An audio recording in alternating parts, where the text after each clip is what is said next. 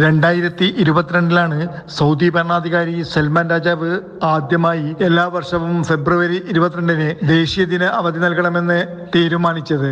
പ്രവാസികളും സ്വദേശികളുമായ എല്ലാ തൊഴിലാളികൾക്കും സ്ഥാപനങ്ങൾക്കും ഇത്തവണ ഫെബ്രുവരി 22 അവധിയായിരിക്കുമെന്ന് രാജകീയ ഉത്തരവുണ്ട്. 3 നൂറ്റാണ്ടുകൾക്ക് മുമ്പ് 1727 ഇമാം മുഹമ്മദ് ബിൻ സൗദിന്റെ നേതൃത്വത്തിൽ ആദ്യത്തെ സൗദി രാഷ്ട്രം സ്ഥാപിതമായതാണ് ദേശീയ ദിനമായി ആഘോഷിക്കുന്നത്.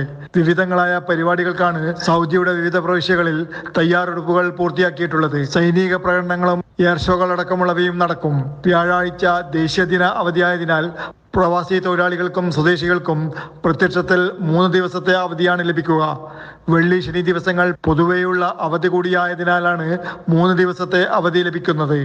അവസരം പ്രയോജനപ്പെടുത്തി പലരും ദീർഘയാത്രാ പദ്ധതികൾ തയ്യാറാക്കിയിരിക്കുകയാണ്. തണുത്ത കാലാവസ്ഥയും മഞ്ഞുവീഴ്ചയും ആസ്വദിക്കുവാൻ ആഗ്രഹിക്കുന്നവർ അത്തരം സ്ഥലങ്ങളിലേക്ക് അവധി ആസ്വദിക്കുവാൻ യാത്ര തിരിക്കും. Jafar Ali, Palakkode, Mathrubhumi news, Saudi Arabia.